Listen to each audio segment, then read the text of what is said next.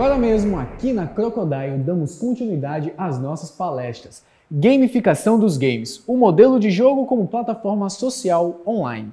A palestra aborda o termo gamificação, mas de uma forma ao avesso. A ideia é mostrar como esse processo saiu dos games e retornou a eles anos mais tarde. Isso ajudou a criar o modelo de jogo como plataforma social, onde jogar nem sempre é o objetivo. Quem traz esse conteúdo pra gente é o Ivan Mussa. Ele é professor do DMID UFPB e doutor em comunicação. Cumpriu o doutorado na Dinamarca e atualmente é vice-coordenador do Intercom e secretário da Digra Brasil.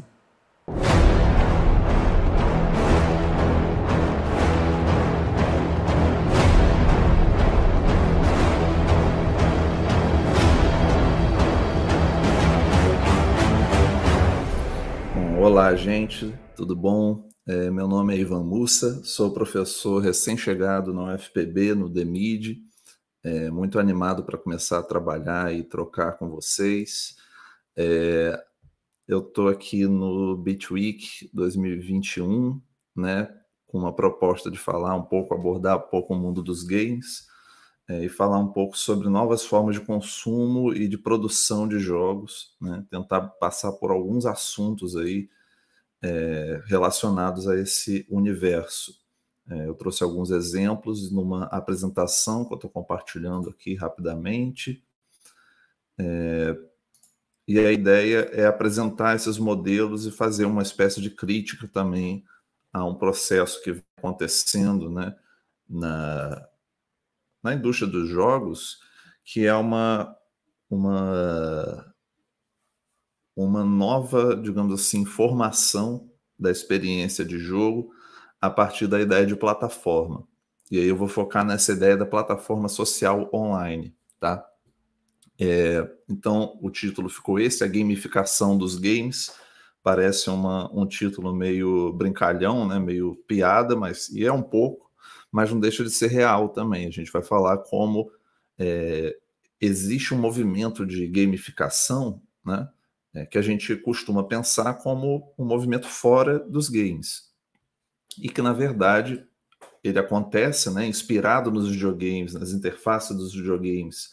A gente vê uma série de modelos de design de interface, de modelo de design da experiência, né, que são inspirados nos jogos e que acabam se tornando padrão para aplicativos, para sites, para interfaces de diversos softwares, né, experiências digitais, principalmente na contemporaneidade.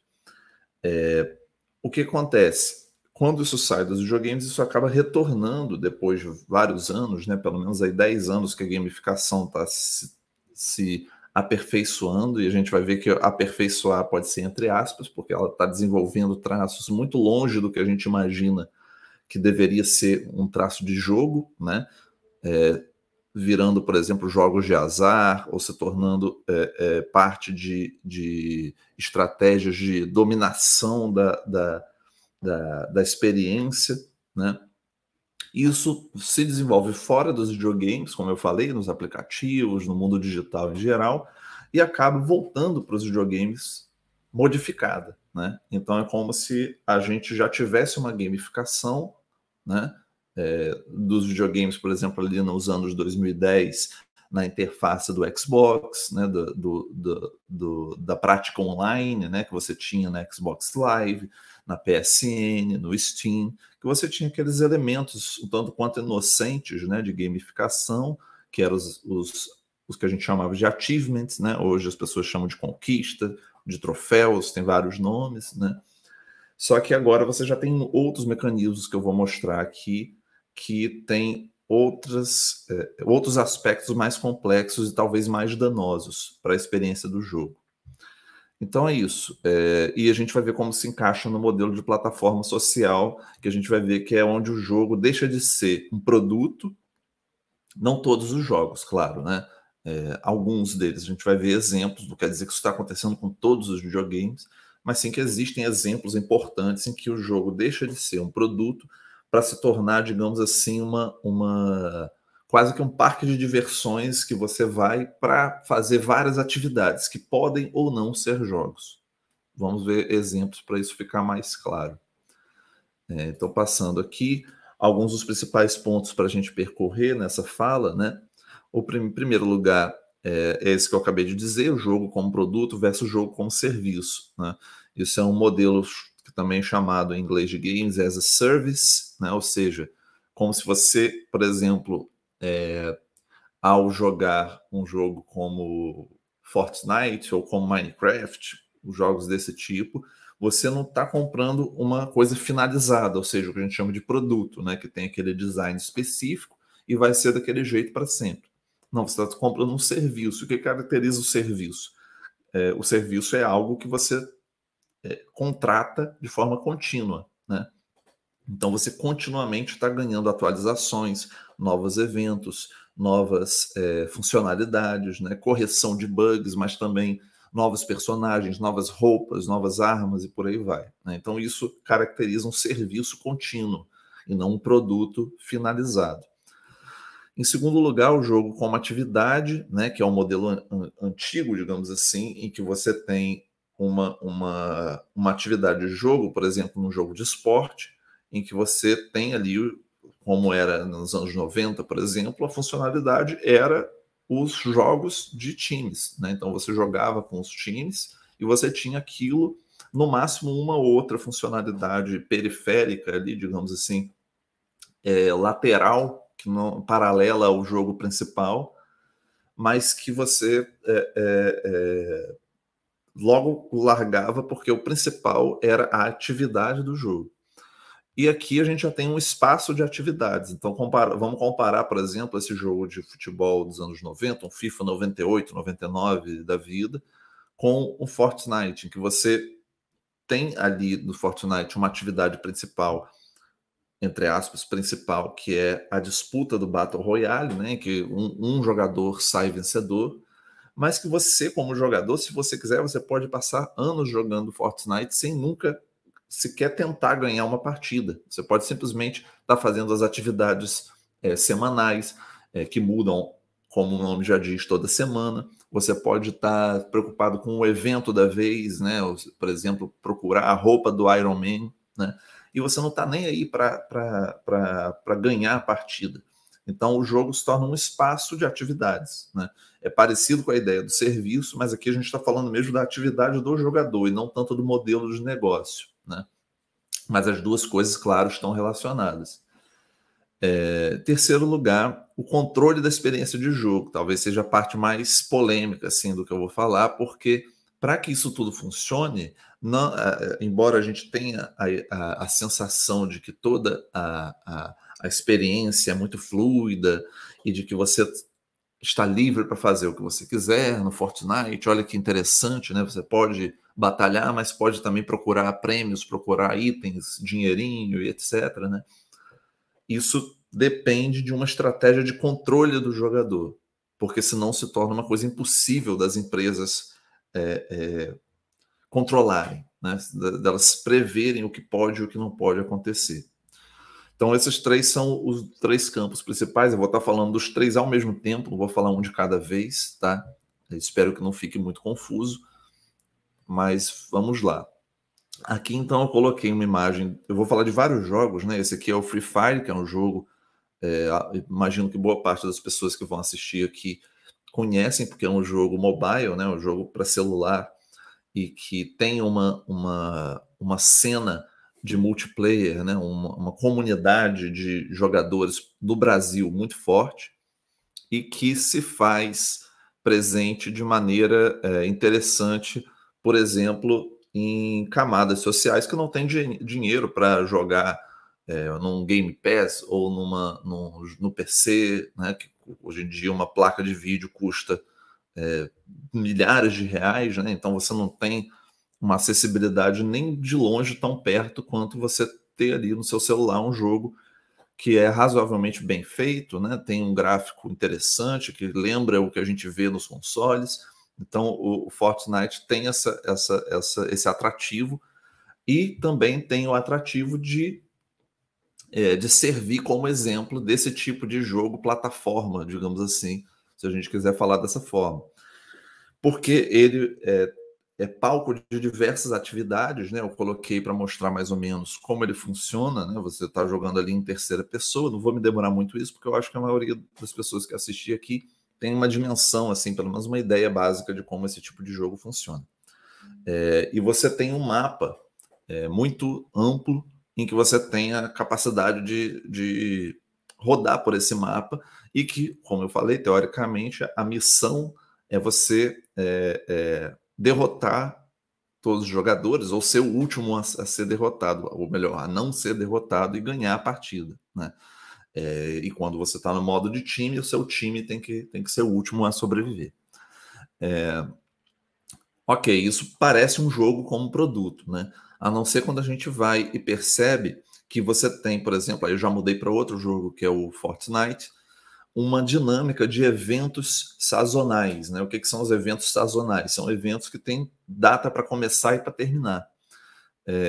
E eu peguei essa tela do Fortnite para mostrar que também você tem aquele mapa amplo, né, do jogo e que ele é povoado por atividades ligadas ao evento que está acontecendo naquele momento.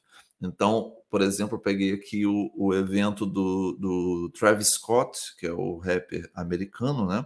Que inclusive recentemente teve um evento na vida real em que houve acidentes e pessoas morreram numa espécie de show temático que ele fez, que era um show com um tema parecido com o evento sazonal dele dentro do Fortnite.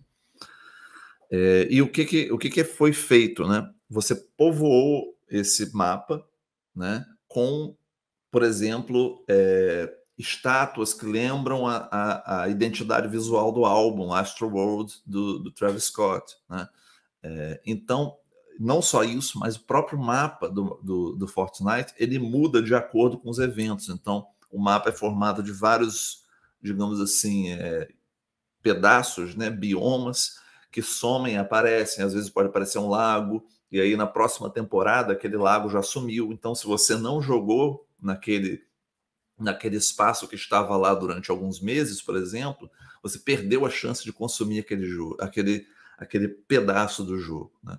Isso já entra em discussões, por exemplo, de preservação de jogos, de experiências que se tornam impossíveis de capturar, porque elas duram muito pouco, né? E isso é um outro efeito colateral desse modelo de jogo plataforma, digamos assim.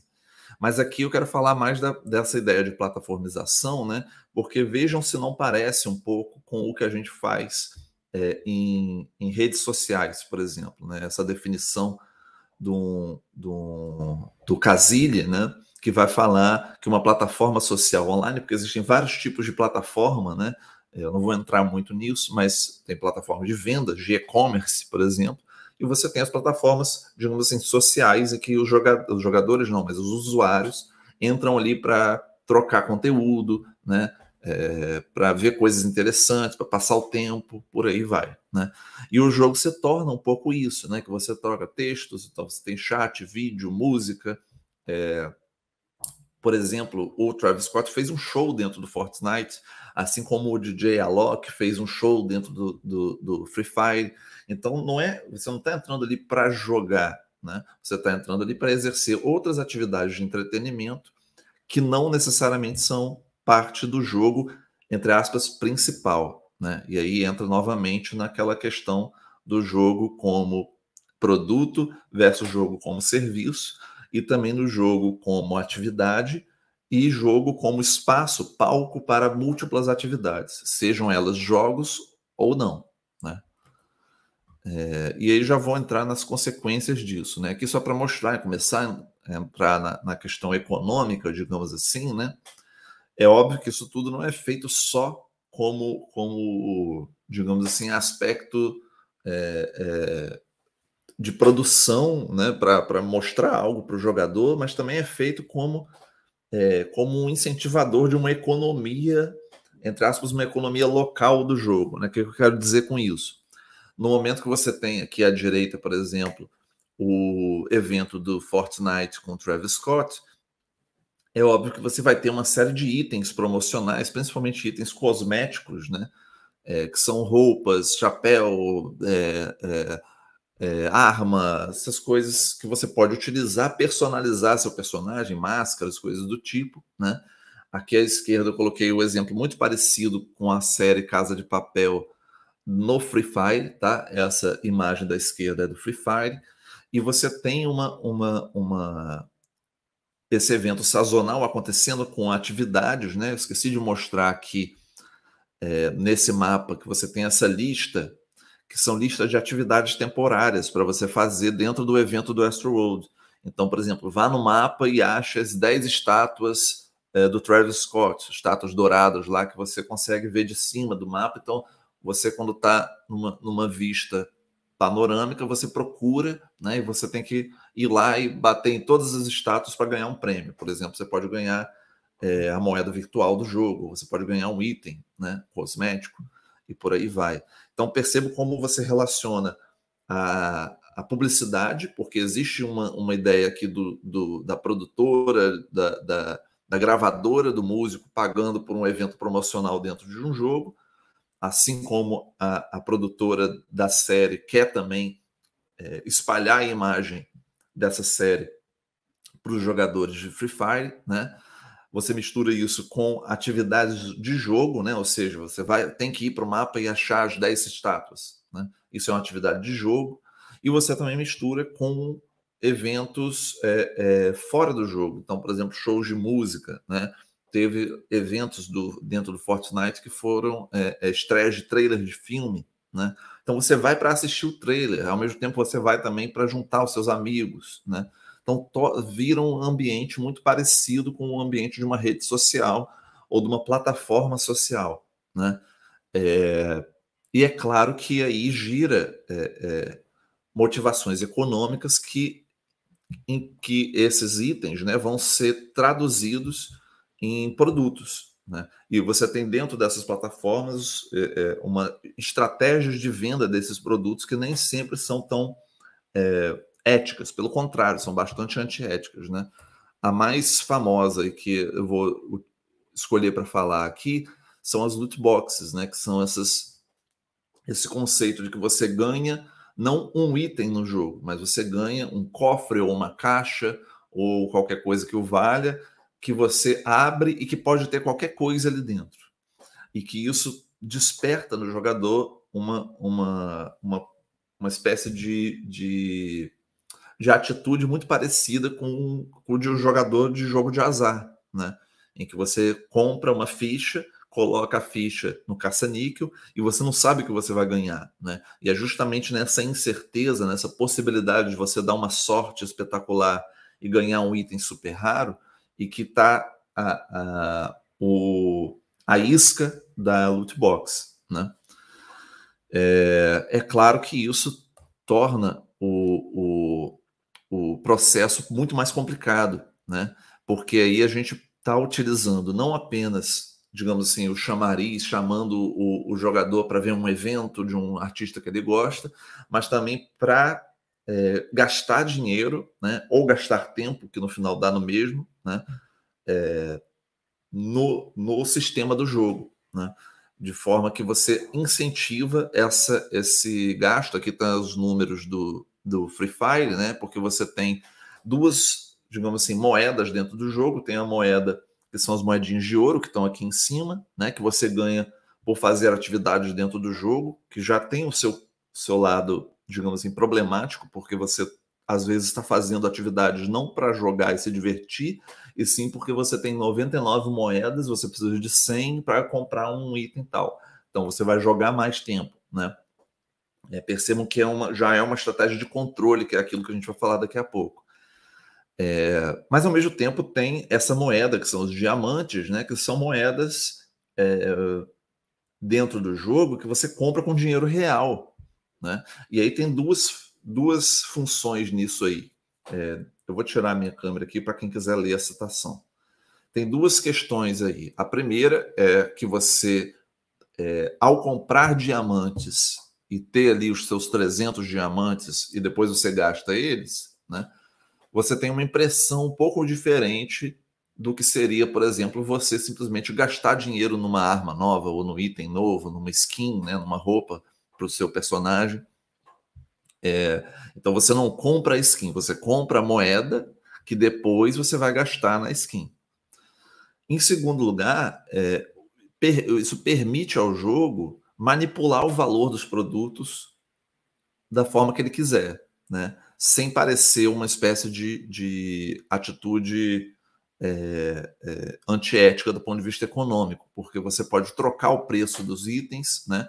Mas você não está trocando o preço em reais, você está trocando o preço em diamantes, né? Então isso configura essa ideia dos sistemas dentro de sistemas, que é essa ideia do Zanesco, né? De que as plataformas dos jogos, né? No sentido retórico, ele não se limita só ao jogo, ou seja, o que você faz dentro do jogo, mas também a esses sistemas dentro dos sistemas. Quais são esses sistemas? Por exemplo, o seu sistema como jogador, que manipula dinheiro, que compra diamante, que compra moeda, que vai para a interface do jogo, que tem uma série de mecanismos de jogo de azar para você apostar suas moedas para ganhar coisas, né? Então perceba que você pode passar, é mais ou menos o que o autor está falando aí, você pode passar horas dentro do Free Fire sem jogar. Ou seja, ao invés de jogar, você está manipulando o seu dinheiro, está tentando comprar item, está tentando trocar item, está tentando fazer atividades que estão fora do jogo, né? E que fazem parte desse conjunto retórico. O que ele quer dizer com conjunto retórico? São as formas que o jogo tem para convencer você a permanecer jogando, ok? Acho que eu passei 2 aqui. Eu queria falar também como isso já vem trazendo uma espécie de... quando eu falo vem trazendo, é ao longo de vários anos, né? Uma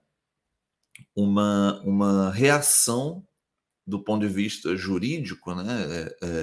Legislativo, para essas práticas, né? Então, no Japão, a primeira vez que isso aconteceu foi com os chamados gacha, né? Que são jogos que abusam muito dessa mecânica da loot box, em que você compra algo que você depois vai sortear o que tem dentro desse algo. Você não está comprando um produto, você está comprando uma chance de conseguir alguma coisa, que parece que é a mesma coisa, né? Ué, um produto é um produto. Mas, no fundo, isso leva a práticas, por exemplo, de incentivo das pessoas gastarem mais dinheiro do que elas deveriam com aqueles objetos, né? Não é à toa que é associado a jogos de azar. Então, no Japão, na China, você teve, por exemplo, uma lei que obrigava as empresas a revelar as probabilidades dos riscos, por exemplo, de ganhar tal produto ou produto X ou Y, né? Porque às vezes você compra a loot box pensando que você tem 10% de chance de ganhar uma certa arma, né? Mas no fundo você tem 0,1% de chance, né? Enfim, eu não vou me demorar muito aqui nisso, não, mas você tem na Holanda, na Bélgica, no Reino Unido, né? No Reino Unido, né? Especialmente é interessante porque isso gerou uma discussão no parlamento, né? De discutir o que é jogo de azar, repensar a definição de jogo de azar a partir das novas formas de vício mesmo que as pessoas enfrentam quando elas se sentem compelidas a gastar mais dinheiro do que elas deviam no Free Fire ou no Fortnite, ou seja qual for o tipo de jogo, nos gachas, né, como o Genshin Impact, que foi o último gacha que fez sucesso estrondoso no mundo inteiro, né?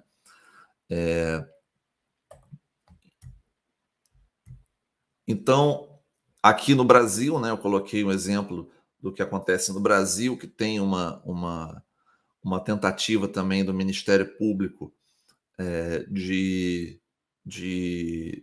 abrir um processo para estudar o banimento de venda de loot box, né? Porque isso de fato gera confusões em plataformas, por exemplo, como a Steam, que tem uma política contra jogo de azar. Você não tem um jogo no Steam, por exemplo, de apostar dinheiro para jogar caça-níquel, por exemplo, né? Contra as diretrizes da Steam. Mas, ao mesmo tempo, você tem jogos que têm esse tipo de mecânica e que se tornam mercados praticamente de aposta, né? A partir do momento que você tem itens raros, itens menos raros, que as pessoas gastam muito dinheiro em moedas virtuais, né? Então tem uma confusão aí, um território ambíguo, né? Do ponto de vista legislativo, mas que do ponto de vista da formalidade, ou seja, se a gente analisar um caça-níquel e analisar um jogo, uma mecânica de jogo de azar dentro do Free Fire, você vai ver que eles são muito parecidos, são praticamente idênticos, né? E alguém vai falar, mas você está apostando diamante, você não está apostando dinheiro, né? E aí você é um argumento falho, porque no fundo você está gastando dinheiro, né? Ou você está gastando dinheiro ou você está gastando seu próprio tempo, o que dá no mesmo, no fundo, né? Você está passando tempo no jogo, não para se divertir, não para jogar no sentido clássico, né? Mas para alimentar uma ansiedade de conseguir um item X ou Y, né? E as mecânicas são feitas para orientar nesse sentido. Aqui eu queria colocar um artigo que eu fiz junto com o professor Tiago Falcão e com o Tarcísio Macedo, que é doutorando da Federal do Rio Grande do Sul. Tiago Falcão, professor aqui da UFPB também, que mostra como essas dinâmicas, né, de jogos de azar são utilizadas, por exemplo, no Rappi, né, que é um aplicativo de vendas, né, de entregas, e que você tem lá uma funcionalidade chamada Rappi Games, em que na época que a gente fez essa pesquisa, existia uma vinculação, né, uma associação do que você fazia nesses jogos do Rappi, que eram jogos simples, né, joguinhos bobinhos para você ganhar pontos e que tinham um ranking, né, e que esse ranking levava a descontos no aplicativo. E aí vocês podem imaginar que as pessoas não jogavam para se divertir, elas jogavam para ganhar prêmios, ganhar descontos, ganhar cupom, coisas do tipo, né? E aí você pode se perguntar, mas a pessoa está meio que fazendo uma atividade que lembra mais trabalho do que jogo, porque ela está tentando ganhar alguma coisa que vai ter que vai levar ela a uma vantagem financeira, digamos assim, né? Ou uma vantagem no sentido de consumo. Então isso é uma distorção do que é o jogo, né? Ou pelo menos é um uso do jogo pouco pensado, porque não tem tanto a ver com essa ideia de diversão que é uma ideia até meio difícil de definir, que a gente tem na cabeça que é a raiz do jogo, né? E que aqui mostra que não, que essas, principalmente as estratégias de gamificação, né, podem ser utilizadas para finalidades muito mais nocivas do ponto de vista do hábito de consumo das pessoas do que necessariamente por pura diversão, né? Eu quero falar um pouquinho agora sobre aquelas estratégias de controle do jogador. Como assim controle do jogador, né? A gente já está falando, na verdade, de estratégias de controle. Quando você coloca uma loot box, né, que, por exemplo, você termina de jogar um jogo como Overwatch e no final da partida você ganha uma loot box, mesmo que você perca, você ganha alguma coisa, né? Isso tem uma função de incentivar o jogador a continuar naquela plataforma, né? O que é muito diferente dentro do jogo como produto. Então eu queria falar do Minecraft porque a partir de 2009, com o lançamento de Minecraft, a gente vai começar a ver o que eu falei, né, para voltar ao título da fala, né, da gamificação dos games. Porque Minecraft provoca quando ele lança, né, e se torna, e hoje isso já é definido o título, o jogo individual mais vendido da história dos videogames, né, ele se torna um padrão novo para a indústria. Todo mundo vai querer copiar Minecraft para ganhar dinheiro, óbvio, né, para fazer a mesma grana que Minecraft fez. E isso leva a uma modificação do jogo, né? Eu coloquei o Minecraft 2009, que ele basicamente você entrava e tinha o produto Minecraft ali dentro, não tinha nada, muito pouca coisa em volta do jogo, era um mundo que você ia explorar, então tinha as árvores, a água, e você fazia lá as suas construções e era aquilo, né? e o Minecraft 2021, que você já tem, percebam aqui, uma interface que circunda a prática de jogo, que é muito dependente de números, de performance, de conquistas, né? Então você não sai simplesmente pelo mundo explorando e vendo o que dá. Você tem uma orientação, o jogo não está te obrigando a fazer essas coisas, né? Essa lista de conquistas, mas ao mesmo tempo ele está ali falando, ó, isso tem aqui, então talvez seja interessante você fazer essa atividade, né?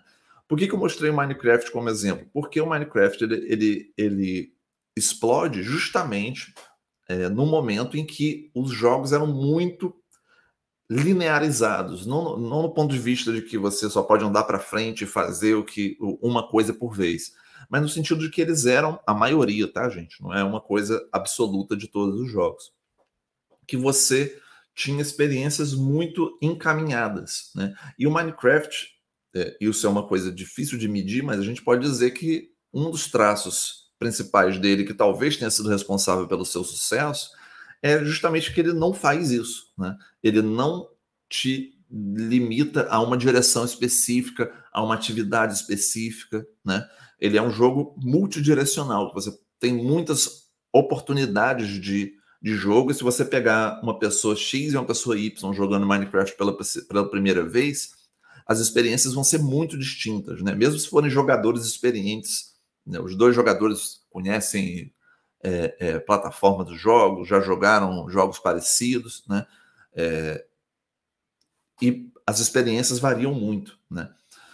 Que a gente não pode dizer, por exemplo, de um jogo como, sei lá, por exemplo, o God of War, tô falando do God of War do PlayStation 2, tá? Se alguém vai lembrar, mas foi o jogo que veio na minha cabeça, né? Duas pessoas jogando vão caminhar, ou por exemplo, The Last of Us, pronto. É uma história, né? É uma continuidade narrativa e que é óbvio que algumas pessoas vão jogar, uma vai demorar 8 horas, a outra vai demorar 10, etc. Pequenas variações, mas o padrão da experiência permanece o mesmo. Por quê? Porque é uma narrativa controlada, né? Enquanto o Minecraft, pelo contrário, a graça dele é não ter controle nenhum.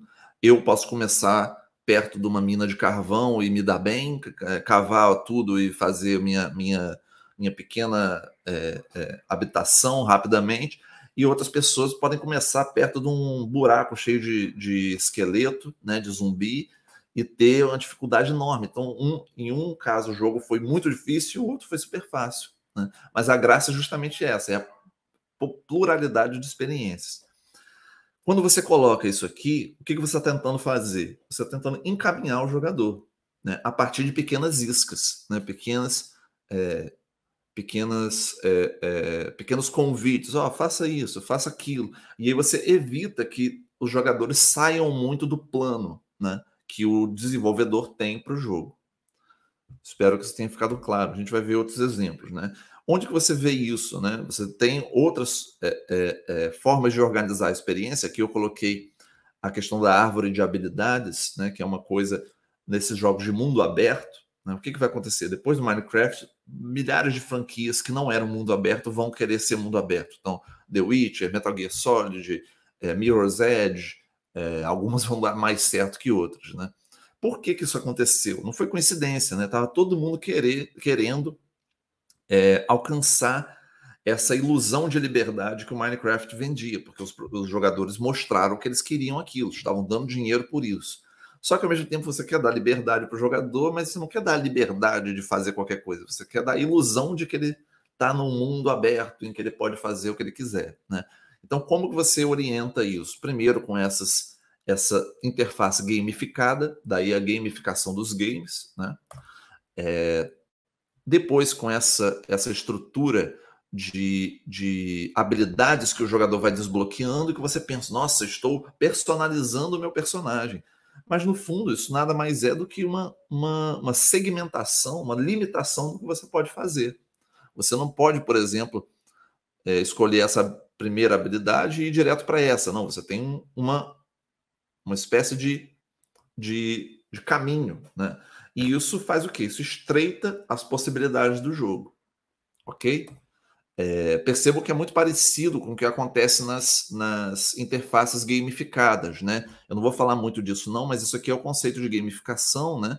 E que você tem um caminho a ser percorrido. Isso aqui é o Duolingo, que é um aplicativo de aprendizado de idiomas, né? E que tem uma versão até um pouco, digamos assim, inocente da gamificação, porque você está sendo incentivado a fazer uma coisa legal, né? Que é aprender uma língua nova, fazer uma prova, fazer um exame, alguma coisa assim. Mas você tem a mesma coisa, né? Nas plataformas do Free Fire, por exemplo, né? São estruturas de gamificação, de completar desafios, e que alguns desafios você vai querer completar a partir da compra de certos itens, certos acessórios, né? E que você tem também a mesma gamificação em aplicativos de compras, né? E às vezes esses aplicativos de compra vão, por exemplo, o Carrefour tem um sistema de gamificação muito robusto, né? O próprio Rappi, e vai tentar te incentivar a gastar mais dinheiro do que você gastaria se você tivesse com a sua consciência limpa da gamificação, né? E aqui é importante relacionar a gamificação a esse processo de transformação de alguns jogos em jogos de azar. Por exemplo, o Free Fire, né, que é um processo que a gente pode chamar de gamblificação, que vem do termo gamble em inglês, né, que significa jogo de azar. Né? Gamble é apostar no sentido de jogo de azar, apostar em resultados de roleta, de corrida de cavalo. Isso tem essa ideia de gamble. Né? Então, a gente traduz o gamblification, né, para gamblificação, porque é um processo de transformação do jogo de azar, ou melhor, do jogo, né, que seria esse Minecraft tradicional, né, em um jogo de azar. E aí é importante diferenciar o que acontece com o Free Fire, que é um jogo que tem sim caça-níquel, coisas muito associadas aos jogos de azar, que é diferente do que eu falei com Minecraft. Não significa que Minecraft está se tornando um jogo de azar. Mas o que aconteceu com Minecraft, que é a necessidade de controle da experiência, né?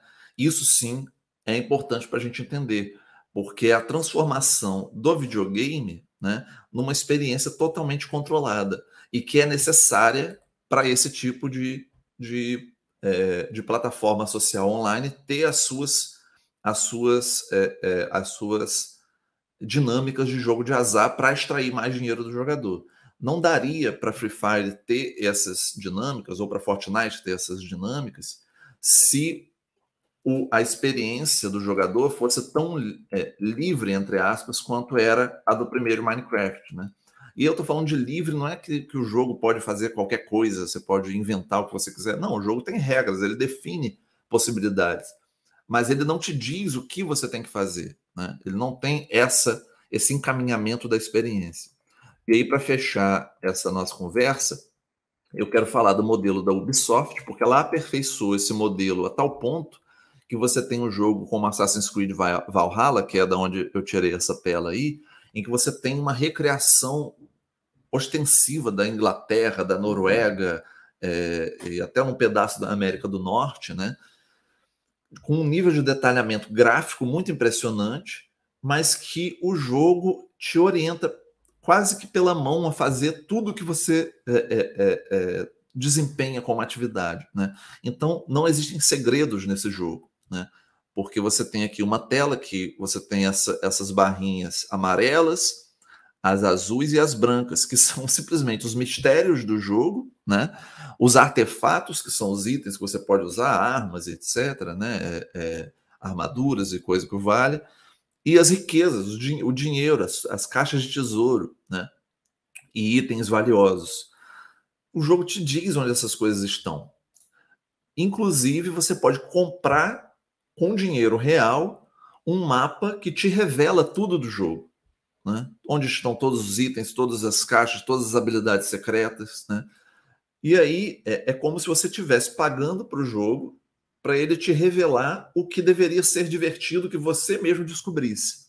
Né? O que isso nos diz? Nos diz que, de alguma forma, você não está mais tanto numa experiência de jogo, né? Você está numa experiência de